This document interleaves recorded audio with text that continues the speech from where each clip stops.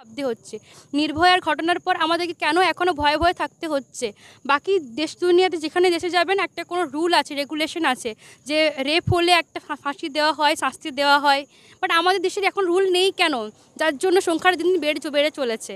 তো আমরা চাইছি একটা কোনো শাস্তি হোক। আমার নাম বর্ণা দে, আমি এখানে কাজের সূত্রে থাকছি যাজপুরে। আমার বাড়ি হচ্ছে বেঙ্গলে, ওয়েস্ট বেঙ্গলে একটি মর্মান্তিক ঘটনা যার জন্য আমরা আজকে র্যালিতে বেরিয়েছি। সেটা অনলি একটা মেয়ে সেফটি ওখানকার ওই ঘটনার জন্য নয়, ওভারঅল পুরো ইন্ডিয়া বলুন, ওয়ার্ল্ডে বলুন, একটা মেয়ে সেফটি দরকার। যার জন্য আমরা রাত্রে বেরোতে পারি না, রাত্রে বেরোনোর আগে দুবার ভাবি আমরা যে বেরোবো কি বেরোবো না। কেন এটা ভাবতে হচ্ছে আমাদের এতদিন পরে, কেন ভাবতে হচ্ছে? নির্ভয়ার ঘটনার পর আমাদেরকে কেন এখনও ভয়ে ভয়ে থাকতে হচ্ছে।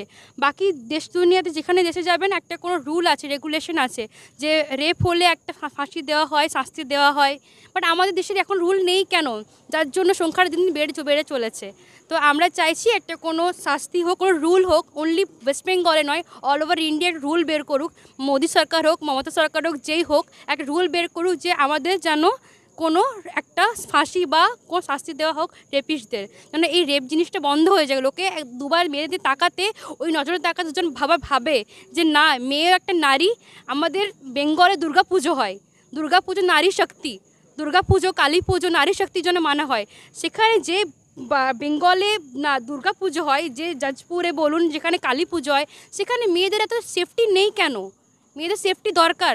মেয়েদের ঘরের দুর্গাদের সেফটি কোথায়? আমাদের বাইরে তো ভয় কেন এত? আমরা তাই চাইছি একটা এই মর্মান্তিক ঘটনার পরিপ্রেক্ষিতে আমরা চাইছি যেন জাস্টিস পাই, সেই মেয়েটিও জাস্টিস পাই, যেমন নির্ভয়ারা জাস্টিস পেয়েছে, কিন্তু ডিলে না হয়, জাস্টিস জলদি পাই আমরা। বাস এইটুকুই বলবো। Thank you.